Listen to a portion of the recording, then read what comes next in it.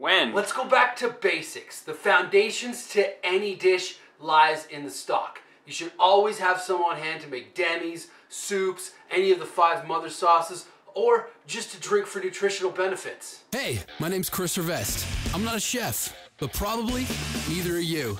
Welcome to the Rivestaurant.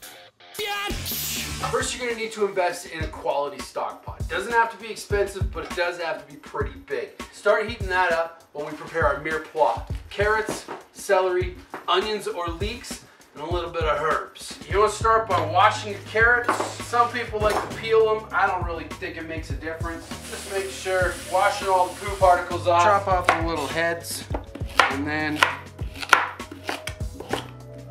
throw them in your pot. A little lube. Leeks. You usually just want to use about that much of it. You don't want anything really bitter going in your stock. So open it up. There's a lot of times there's dirt in here because the way that these grow, it starts there, just kind of like a tree. Rinse those out. Go like this. And rough chop. Doesn't have to be anything special. Leeks are nice because they're not too oniony. They're kind of mild, especially for chicken stock like we're making right now. Leeks also go really well with pork. Head of celery, wash them up. Nice rough chop. Slam those in there like that. Mirepoix, pretty much done. Just got some herbs. A little bouquet garni. Nice thyme here. Italian parsley, flat leaf parsley, otherwise known as. Some sage leaves, a couple rosemaries. Why not? Get a little cheesecloth or a little stuffing bag. Throw all that stuff in there. So we'll throw some pepper in there. I like some peppercorns in my stock. Maybe some pink peppercorns as well. Ooh, fancy pink peppercorn. Nice.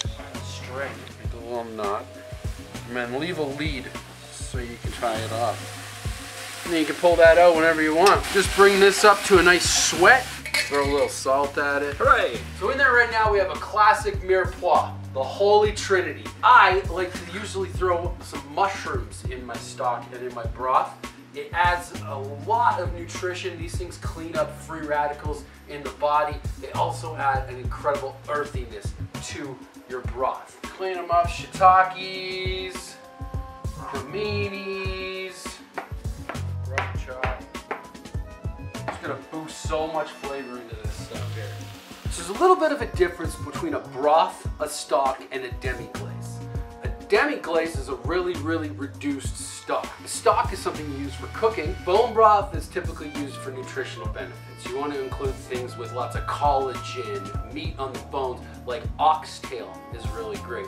Short ribs are really great, along with your marrow and your knuckle bone. Either way, for any of them, you want to include some sort of acid. What an acid does is it acts as a solvent to pull the calcium from the bone, making more flavor and more nutrients. For a bone broth, you want to use something like an apple cider vinegar, something with a low pH. However, for when you're doing flavors, for stocks and demi-glace, you want to use wine. If you're using beef stock, you want to use red wine. If you're using any sort of chicken stock, fish stock, white wine. Today we're making stock, so I'm going to use a white wine, a dry white wine.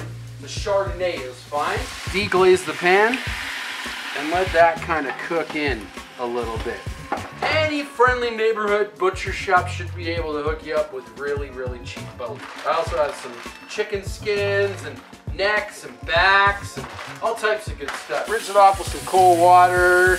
All that blood is just gonna turn to foam anyway. You're gonna have to skim that off anyway. Throw that in your stock pot. Chicken bone. Another thing you can do is save chicken bones from barbecues before. I ate some barbecue chicken last night and the charred bones, it's gonna give it a little punch. For classic mother sauces like velouté and stuff, you don't want to use barbecue bones or charred roasted bones for the most part, but here we're using mostly just straight up chicken bones. I feel like it's not gonna hurt it too much. There's a chicken back and a neck, oh yeah. And then we just fill it up with some cold water. The reason for the cold water, because as it heats up, it's gonna create this foam. That's gonna make your stock murky and a little bit bitter. And you want that stuff to be able to rise to the top so you can skim it off and get rid of it. Fill it up. Just so the bones are all the way covered. You can go a little bit more, but depends on how long you're throwing it on for. I like to do mine for about 36 hours. The more you reduce it, the more flavor you're gonna have. Bring it up to a boil, and just as you go, you're gonna get some scum rising to the top like that. Now you get rid of that stuff into your compost bin, like a responsible global citizen. Just say environmentalist. So this is boiling. We just want to put it down to low, strain off any foam, all that yucky stuff. Now that can sit on low on a nice little simmer for like 36 hours. When it's done, strain it, discard the bones, strain it through a fine mesh again, throw it in a bowl, throw it in the fridge, chill it, that'll separate, peel that off, and throw it in mason jars. And that right there is a ton of flavor for things like risottos and soups and rices. Clean your plate, motherfucker.